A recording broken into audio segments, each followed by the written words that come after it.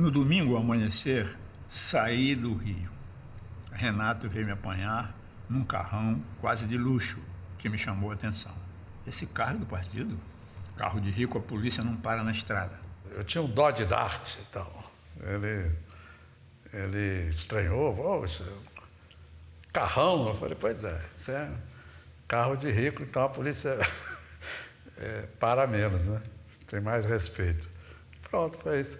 Aí, em São Paulo, eu entreguei para o pessoal de segurança do partido que o levou para fora. Minha atenção tinha outras razões.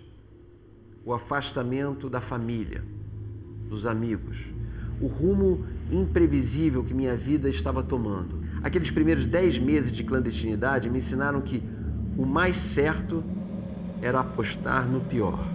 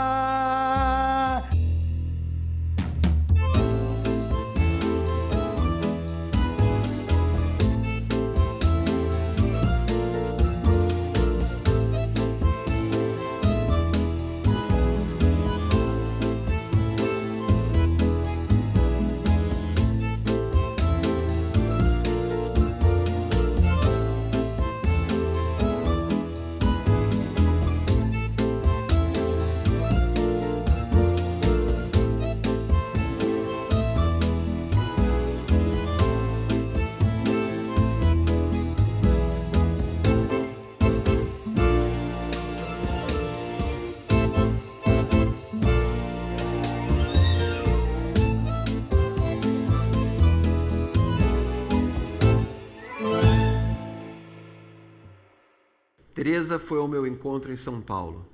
No início da manhã, chegava ao apartamento de Antônio Henrique Amaral, pintor amigo, mas que não se metia em política. O Goulart me procurou e disse que estava querendo passar em São Paulo, que ele ia sair para Buenos Aires.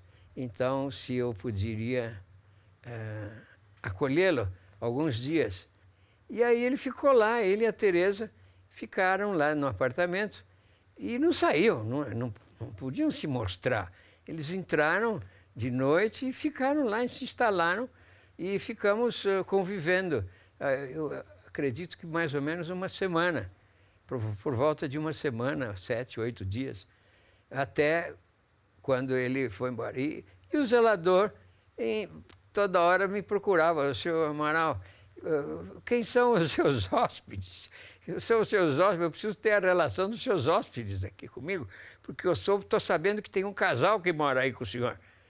Eu falei, sim, é um casal de meus amigos, minhas visitas, e não interessa mais ninguém. São meus visitantes e eu não vou lhe dar nenhuma referência de quem são, porque não é da sua conta. Naquela noite decidimos ir ver a peça do Antunes no Teatro de Arena. Era minha última noite ali e eu estava convenientemente disfarçado. Entramos depois que a luz apagou e sentamos na última fila. Fim do espetáculo, antes que a luz acendesse, deixamos a plateia, mas ao chegarmos à sala de espera, deparamos-nos com Antunes, que havia sido avisado de minha presença, não sei por quem. Levei um susto, mas sorri. Ele me abraçou comovido. A gente não devia ter vindo. Foi tolice minha. Seguiram por uma rua escura, caminhando apressadamente. De súbito, alguém se coloca diante dele e o detém. Goulart, você por aqui?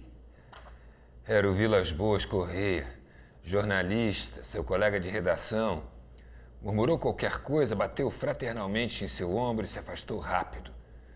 Puxou Teresa pela mão. Na esquina pegaram um táxi. Não há dúvida. Eu tenho mesmo que sair do Brasil, disse Goulart. E mamãe, inclusive, me contou, né, uma história que ela foi levá-lo à rodoviária de São Paulo, só até ali que eles estiveram juntos, né? E aí dali ele pegou um ônibus e que tocava Bésame Mucho, como se fuera esta noite, a última vez.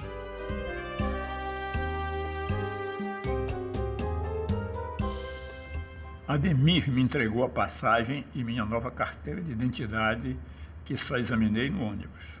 Estranhei que tivesse mudado meu nome e mantido os nomes de meus pais. Pela primeira vez duvidei da eficiência do trabalho clandestino do partido. Já que mudaram o meu nome, por que não mudar tudo? Por que deixar um indício capaz de me identificar?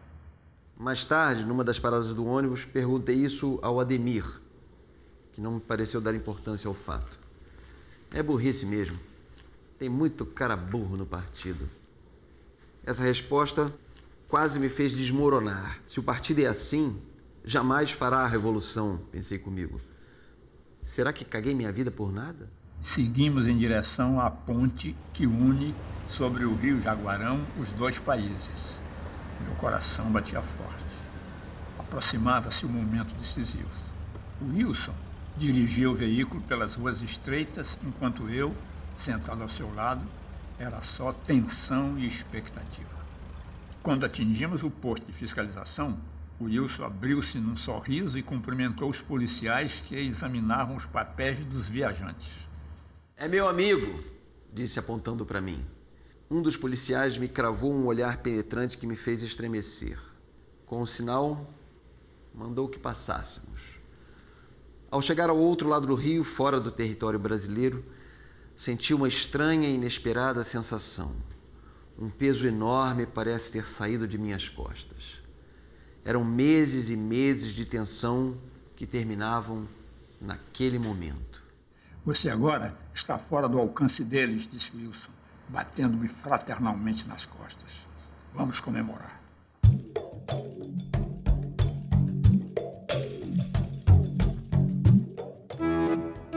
Quando o avião da Aeroflot pousou no aeroporto de Sheremetyevo, em Moscou, seria possivelmente 5 da tarde, devido à diferença de fusos horários.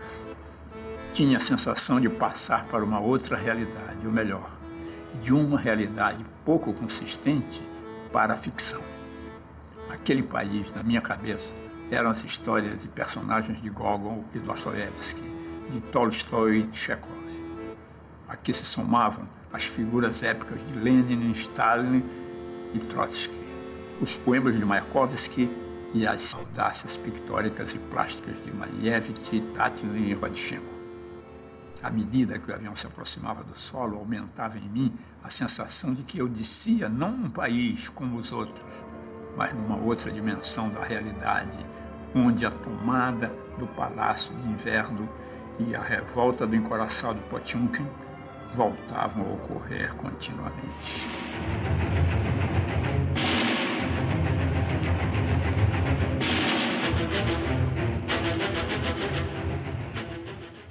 O Instituto Marxista-Leninista, ou Escola do Partido, famoso por seu papel na formação de quadros para o movimento comunista internacional, ficava a poucas quadras da residência coletiva, o que permitia a Goulart fazer o percurso a pé. Não havia nada escrito na fachada ou na porta, mesmo porque, como soube mais tarde, o instituto era clandestino. Na verdade, comunistas vindos de todas as partes do mundo ali recebiam os ensinamentos considerados imprescindíveis à luta revolucionária. Falava-se entre aquelas paredes as mais diferentes línguas. Era realmente uma grande universidade para os comunistas de todo o mundo. Tinha um curso de 1 ano e tinha um curso de 2 anos. Alguns ficavam 2 anos.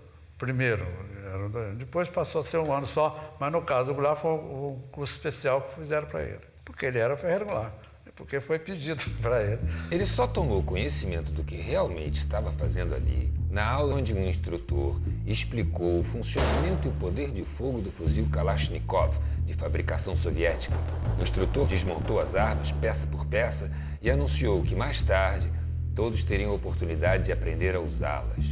Goulart indagou por que o tinham levado para um centro de instrução militar, quando a linha do Partido Comunista Brasileiro era pacífica e, por conseguinte, não visava a luta armada. É que, às vezes, independente da vontade dos comunistas, o adversário impõe a violência e nos obriga a pegar em armas. A primeira aula de metodologia do Capital deixou-me fascinado. O professor era um espanhol simpático, de de sobrenome Mancilha, que viera para Moscou muito jovem, por ocasião da Guerra Civil Espanhola, e ali permanecera. Mais tarde, contou-me que, após a Revolução Cubana, mandaram-no a Havana a fim de ensinar economia política a Fidel Castro e Che Guevara. Fidel era um aluno aplicado e estudioso.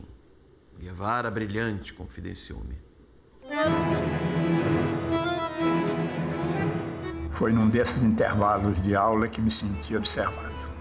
Ergui a vista e me deparei com 2 olhos verdes oblíquos fitando-me. Estremeci. Era uma mulher jovem e muito bonita. Por que me olhava? Abaixei a vista e só vi um gole do café. Levantei o olhar de novo e a flagrei fitando-me. Ela pareceu se perturbar. Num rompante, pegou a bolsa, levantou-se e saiu. Depois que passou por mim, pude observá-la. Era alta, esguia e tinha os cabelos presos atrás por um coque. Duraram vários dias as manobras de aproximação. Cada vez mais eu me convencia de haver despertado nela algum interesse. A oportunidade surgiu quando a vi sentar-se à mesa de um casal brasileiro, Sérgio e Elza. Ainda na véspera, ela me vira almoçando com eles. Era o sinal verde para que eu me aproximasse. Esta é Heloína. Conhece? Não tive ainda o prazer. Meu nome é Cláudio. Ela fixou os olhos nos meus como se quisesse me hipnotizar. Eu lo conozco. De verlo por allá. Eu também já tinha visto você. Significa que nós somos invisíveis? Agora não tem jeito, disse-lhe eu brincando. Estamos só nós, um diante do outro. E o que vai fazer? Perguntou ela em espanhol. Vou assediá-la. Ela deu um gole no café e falou. Pois saiba que eu nasci em Sebastopol, a base militar inexpugnável do Mar Negro. Quer dizer que toda e qualquer investida contra você está condenada ao fracasso. Depende. De quê? Da correlação de forças, camarada. Passamos a nos encontrar às tardes de sexta-feira, depois das aulas. Em compensação, o resto da semana, e particularmente os fins de semana, quando não havia nada para fazer, sentia sua falta e mal resistia ao desejo de me tocar para sua casa. Nem mesmo podia telefonar-lhe, já que, por precaução, evitou me dar o número do seu telefone. Aqui nunca se sabe. Podem estar à escuta. A descoberta de uma relação como a nossa poderia ter consequências imprevisíveis para ela, como membro do aparelho clandestino do partido. Era um amor complicado nosso, feito de felicidade e aflição. Heloína me espera na calçada da estação Aeroporto, a mais próxima do instituto. Me segue como se não me conhecesse. Ficamos na plataforma a pouca distância um do outro. O trem veio, parou, ela entrou por uma porta, eu por outra. Tudo aquilo parecia um encantamento, mas um encantamento real. Ela estava ali diante de mim e me levava para a sua casa. Ela desceu e eu a segui. Fomos andando de mãos dadas, não havia ninguém por ali. Ao chegarmos a um trecho mais escuro, ela parou e me beijou demoradamente na boca. Andamos mais um pouco até um banco de madeira onde nos sentamos um do lado do outro. Então, ela tirou o gorro da cabeça, desfez o coque e deixou que os cabelos caíssem soltos sobre o seu rosto. Estão livres, como você pediu. Comecei a acariciar-lhe os cabelos, depois o rosto, e com extrema delicadeza, rocei meus lábios nos seus. Ela se entregou inteiramente. Abri-lhe o casaco e os botões do vestido, introduzi a mão pelo decote e encontrei o bico de seu seio. Ela gemeu de prazer, baixinho. Ficamos assim, nos acariciando e beijando, até que ela se ajoelhou na minha frente e abriu minha braguilha. Senti suas mãos delicadas segurar-me e, em seguida, a umidade cálida de sua boca que me levou ao êxtase.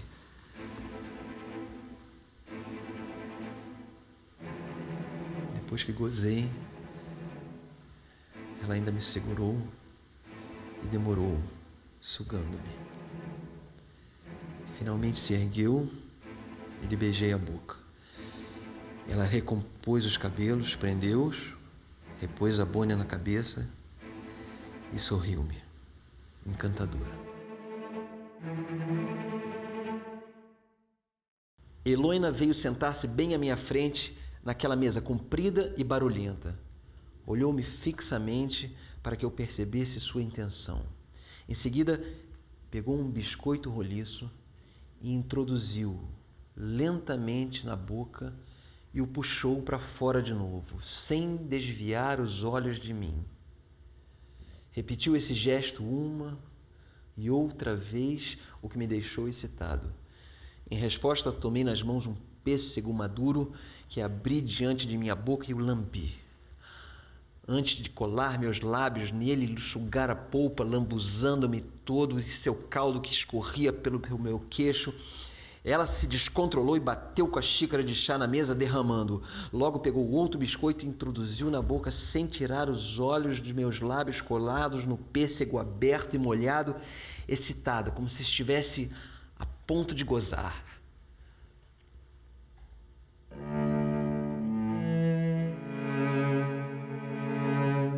No domingo, cheguei ao apartamento de Heloína por volta das 11 da manhã.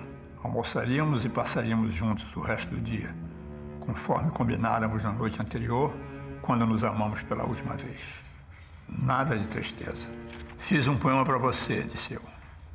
Está aí contigo? Me mostra. Tirei o poema do bolso e entreguei a ela.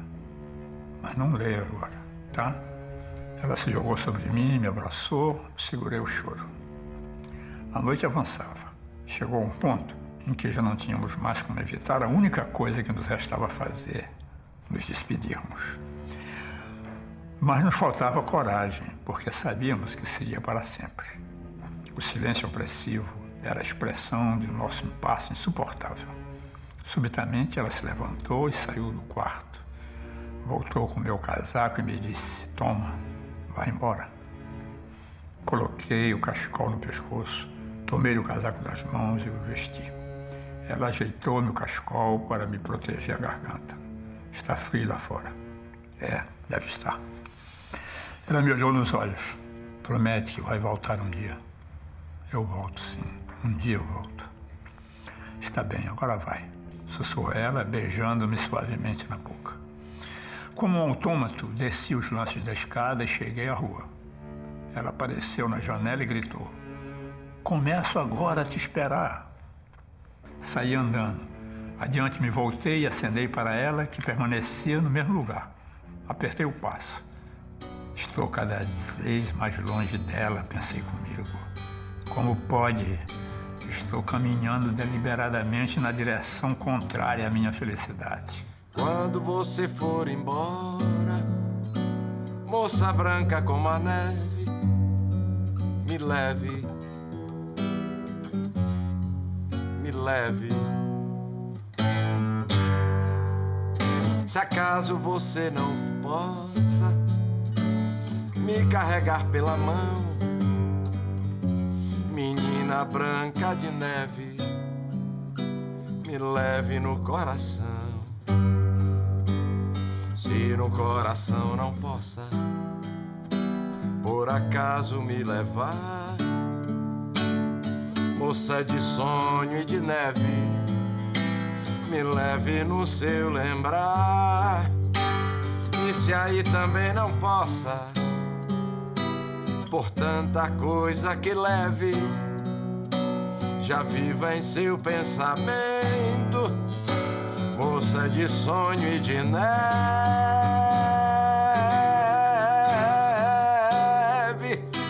me leve no esquecimento.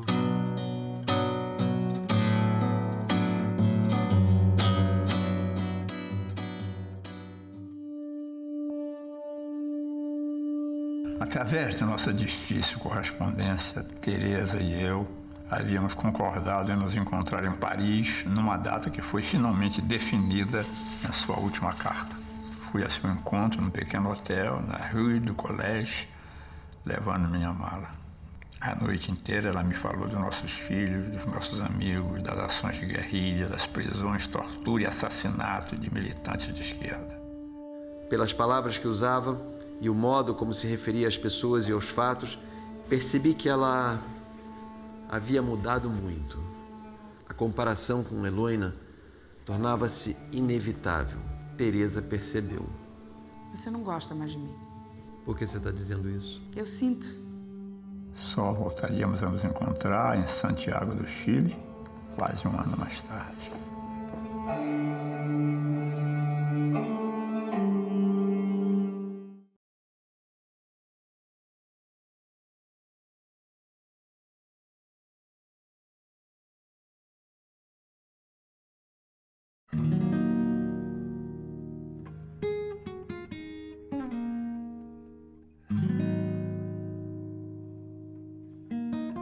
Quando cheguei a Santiago, em maio de 1973, encontrei a cidade paralisada por uma greve de transportes, que só terminaria 5 meses mais tarde com a queda de Salvador Allende.